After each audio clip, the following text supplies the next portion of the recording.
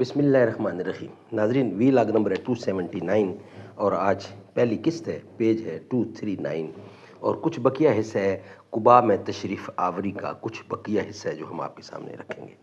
ناظرین، یہ کتاب جس سے ہم آپ کے سامنے یہ واقعات بیان کر رہے ہیں، قرآن و سنت کی روشنی میں لکھا ہے سب کچھ۔ رائٹر ہیں اس کتاب کے مولانا صفی الرحمان مبارک پوری، اور کتاب کا ٹائٹل ہے الرحیق المختوم، سیرت النبی صلی اللہ علیہ وسلم پر دنیا بھر میں اول انعام یافتہ یہ کتاب ہے۔ بسم اللہ الرحمن الرحیم۔ رابطہ عالم اسلامی مکہ مکرمہ کے زیر اہتمام منعقدہ سیرت نگاری کے عالمی مقابلہ میں اول آنے والی عربی کتاب کا اردو ترجمہ ہے یہ۔ بسم اللہ الرحمن الرحیم۔ یسقون من رحیق مختوم، یہ لوگ سر بمہر شراب پلائے جائیں گے۔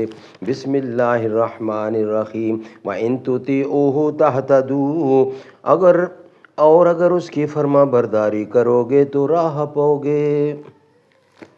نحمدہ ونصلی علی رسولہ الکریم۔ بسم اللہ الرحمن الرحیم۔ خودی کا نشہ چڑھا آپ میں رہا نہ گیا، خدا بنے تھے یگانہ مگر بنا نہ گیا۔ قباء میں تشریف آوری کا ایک حصہ بیان کر چکے ہیں، یہ دوسرا حصہ ہے، وی لاگ نمبر 279، پہلی قسط ہے اور پیج ہے 239۔ آپ صلی اللہ علیہ وسلم کے استقبال اور دیدار کے لیے سارا مدینہ امنڈ پڑا تھا۔ یہ ایک تاریخی دن تھا جس کی نظیر سرزمین مدینہ نے کبھی نہ دیکھی تھی۔ آج یہود نے بھی یقوق نبی کی اس بشارت کا مطلب دیکھ لیا تھا کہ اللہ جنوب سے اور وہ جو قدوس ہے کوہ فاران سے آیا ہے۔ سبحان اللہ۔ رسول اللہ صلی اللہ علیہ وسلم نے قباء میں کلثوم بن ہدم اور کہا جاتا ہے کہ سعد بن خصمہ کے مکان میں قیام فرمایا۔ پہلا قول زیادہ قوی ہے، مضبوط ہے۔ ادھر حضرت علی ابن ابی طالب رضی اللہ عنہ نے مکہ میں 3 روز ٹھہر کر اور لوگوں کی جو امانتیں رسول اللہ کے پاس تھیں انہیں ادا کر کے پیدل ہی مدینے کا رخ کیا اور قباء میں رسول اللہ سے آ ملے اور کلثوم بن ہدم کے یہاں قیام فرمایا۔ ناظرین، یہ زاد المیعاد کا ہیڈنگ ہے۔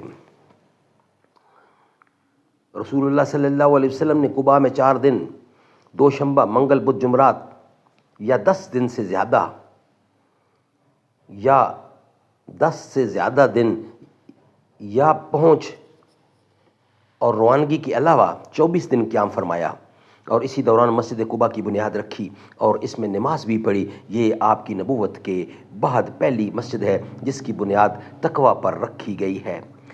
5ویں دن یا 12ویں دن یا 26ویں دن جمعہ کو آپ حکم الہی کے مطابق سوار ہوئے۔ ابو بکر رضی اللہ عنہ آپ کے ردیف تھے۔ آپ نے بنو نجار کو، جو آپ کے ماموں کا قبیلہ تھا، اطلاع بھیج دی تھی، چنانچہ وہ تلواریں حمائل کیے حاضر تھے۔ آپ نے ان کی معیت میں مدینے کا رخ کیا۔ بنو سالم بن عوف کی آبادی میں پہنچے تو جمعے کا وقت آ گیا۔ آپ نے بطن وادی میں اس مقام پر جمعہ پڑھا جہاں اب مسجد ہے۔ کل 100 آدمی تھے۔ سبحان اللہ۔ ناظرین، یہ کچھ 37 میں یہ بتا رہے ہیں کہ صحیح بخاری کا یہ حوالہ ہے۔ نمبر اس کا کچھ حصہ یہ ہے کہ یہ ابن اسحاق کی روایت ہے جو فرمایا گیا ہے کہ رسول اللہ قباء میں 4 دن ٹھہرے۔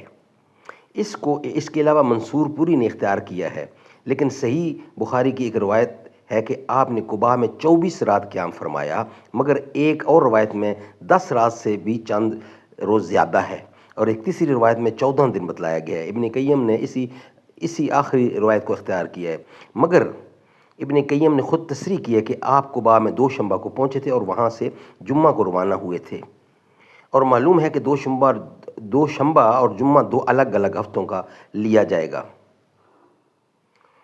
تو پہنچ اور روانگی کا دن چھوڑ کر کل مدت 10 دن ہوتی ہے، اور پہنچ اور روانگی کا دن شامل کر کے 12 دن ہوتی ہے، اس لیے کل مدت 14 دن کیسے ہو سکے گی؟ ناظرین، یہ ویلاگ ہمارا کمپلیٹ ہوا، جو آج کی دوسری قسط ہوگی اور ویلاگ نمبر ہوگا 280۔ 280 اور دوسری قسط ہوگی مدینہ میں داخلہ. یہ ہم آپ کے سامنے رکھیں گے انشاءاللہ کمنگ ان نیکسٹ ولاگ کی صورت میں. معراج پر نبی کو رب نے بلا لیا ہے اور لامقام میں اپنا جلوہ دکھا دیا ہے. حیران ہے ابھی تک گردوں سفر وہ منزل قوسین کی حدوں سے زیادہ قریب جلوہ. معراج پر نبی کو